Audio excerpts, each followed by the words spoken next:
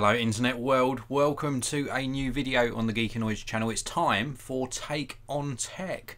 This is my take on technology and I've got a really important subject matter to talk to you about within this video, but it's also your opportunity for giving your take on tech. You've got the comment section, you've got the live chat. This is a live video of course, so if you've got any particular opinion about the subject matter of this video, then please do either leave it in the live chat or indeed in the comment section below. I'd really appreciate it. So what we're going to talk about today, folding phones. Oh my goodness, folding phones with notches, even worse. But I've got really strong opinions about this, very strong opinions. The main two contenders to talk about this video, and I'm going to help you decide which one you should buy, if any, are the Samsung Galaxy Fold and the Huawei Mate X. Now, let's just start with the Samsung Galaxy Fold. I'm so frustrated, so very frustrated. The Samsung Galaxy Fold not only looks terrible, it's a very thick device, and also you know that I don't like notches on smartphones. The Samsung Galaxy Fold not only gives you three screens, well, two screens, one being that inner folding out screen, but it also gives you a big, I'm not even talking about a small centralized notch, it gives you a big off-center notch. Now if you take a look at some of the images of the Samsung Galaxy Fold, you'll see that when it's closed you've got a very small screen on the front which looks really awful, and then when you open up the device you've got this big notch in the top right hand corner. It's also almost as though they've made this like a special feature because they've put a nice frame around it to make it even bigger. It really does look terrible. And when the smartphone is actually in its folded capacity, when I saw the announcement on stage, they even had trouble getting it inside the sort of inside pocket of a jacket because it is that thick. It's a very cumbersome device. That being said, when it is open, if you can ignore the notch, which I don't think I'd ever be able to do on that particular device, it's got a nice big screen, you know, a nice folded out screen. It's a new form factor at least. Credit where credit is sort of due, or is it due on this occasion?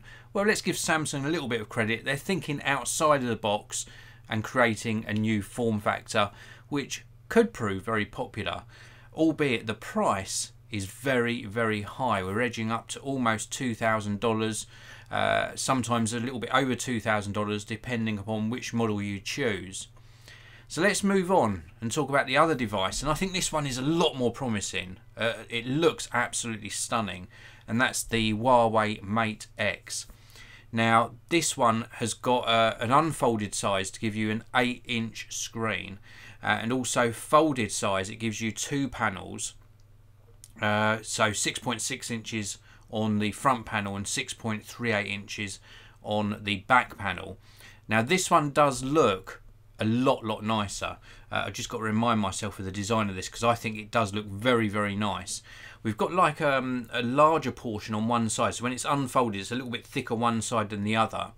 USB-C also on that thicker portion. I'm assuming it's where they store some of the battery, but you've got something to hold on to, and when it's open you've got this seamless design with a beautiful screen and no notch. Now one thing I would say that concerns me about this type of device, and I'm sure it's going to have been tested, but I did hear in one of the videos I watched on this that you could see some creasing already where the screen fold is, and I think that's something that both Samsung and Huawei have to make sure that on launch they actually get that right, because I think it would be very disappointed if you started seeing shadowing or creasing on the screen. And also that hinge has got to hold up as well. Now they're the two smartphones or folding smartphones that are up for discussion today. There's also another one I just want to throw into the mix, and I think it's still only a rumour, and that is the Motorola Razr Z. Now this is like a flip phone of old, but brought up to current day with all screen instead of the buttons with the T9 predictive text that we used to have. It's going to be all screen hopefully. Now that I can understand because it's a form factor that is very small, very compact, very portable, and then when you're opening it up, you're getting like a full screen Android experience. So that I'm very interested in, probably more so over these two models. But if I was going to choose between these two, I think it's pretty obvious which way you should go, and that's with the Huawei Mate X. It looks so much better. I think they've thought out the design extremely well. The screen on the demonstrations I've seen on these two smartphones look absolutely stunning. Very, very nice indeed. Whereas the Samsung Galaxy Fold looks absolutely terrible, and unless they improve it from now to launch, I wouldn't even put my money on that. Even if it was under $1,000, that notch in the top right hand corner is really unforgivable. It looks absolutely terrible, and it's such a thick device. I'd be interested to hear what you think. Let's take a look inside the live chat. This is of course live, so we have got so many of you tuning in live. Thank you very much. I really do appreciate it.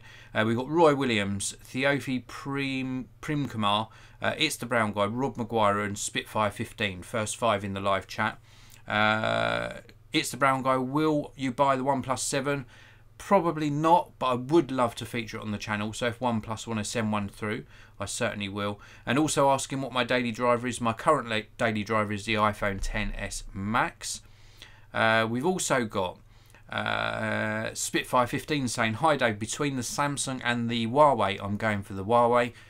Huawei Mate X, definitely the way to go out of these two particular devices. The design, and even that hinge, it's like a, I can't remember the exact terminology they use, but it's almost like a watch link band hinge where the fold in the screen is, and the screen covering is going to have to be some sort of plastic with a little bit of giving it, and it looked really nice to fold. It looked like they'd done a really good job on it, so definitely the way to go, definitely the best decision between the two. It's the Brown Guy, can you do a OnePlus 6T review? That's already on the channel as far as memory serves. Spitfire 15, have you got your S10 yet? No, I haven't. I have to wait in line like the rest of you. Samsung, for a reason I probably do know, don't send me out devices anymore, so I have to wait till a third party sends one out. If you look back on the channel and search Samsung Geekanoids, you probably can work out why that is the case. Lafayette, I'm happy with my Note 8 and cost way too much for the average consumer. Glad that you're still happy with your Note 8, great smartphone. Dragon Mac, now when I see this is quite a funny comment, actually a very funny comment. Dragon Mac is commenting, now when I sit on my phone I have twice the chance of breaking the screen. Very, very true, and that leads me on to thinking about another point, which is with these folding phones, I'm a big advocate of using screen protection on all of my smartphones and cases. How are you going to use a case on something like this? It's going to be very tricky. You're going to need obviously a folding case. That's going to be a tricky thing to design. And also, how are you going to use any type of screen protection? Hopefully the screens, because they're made of a more plastic pliable material, should be less prone to breaking, I'm hoping. But yeah, something extra to think about is how you're going to protect your device. Compo saying, sorry Dave, can't really justify all that folding money for a folding phone. It is a big ask because both of these are around about the $2,000 mark. So in the UK they're going to be around about the sort of £1,800, £1,899 mark. So very, very expensive. Simon Hibbert, I think folding phones will not be that great until a few years' time. It's too early and too lastly. Yeah, I do agree. With all of this type of product, any type of technology, if you're an early adopter, then you are going to find that there may be issues and things that manufacturers are learning along the way as well. Because after all, even though these have been designed and tested in-house, once they get into the hands of the general public, there are always things that happen and always things that are discovered. So it's normally the second or third generation of a device where it really comes into its own. I'm wondering whether it's going to be a gimmick. It might be a gimmick and might fade out. You know me and my opinion on notches. I think a notch is unforgivable in this case. But certainly early adopters are going to discover a lot of good use case scenarios for this, and probably a few little sort of niggly things along the way. Simon Hibbert is also using T9 texting in 2019. When I did my dumb phone challenge and I switched back to just like a candy bar phone, it was very difficult. It brought back memories of how difficult texting in fact was. Shane has discovered my Samsung video. Good comment, Shane, really good. So anyway, I'm going to leave that thought with you. For this take on tech, we've been discussing folding phones, the Samsung Galaxy Fold or the Huawei Mate X. My money would definitely be on the Huawei Mate X. It looks like a much better device. Let me know what you think down in the comment section below, and also let me know which subject matters you'd like me to cover in a future episode of Take on Tech. Keep an eye on the channel over the next couple of days. Something very exciting happening on the 1st of March. Wink wink, you're the first to know this. Keep an eye on the channel, the website. There's something very, very exciting happening.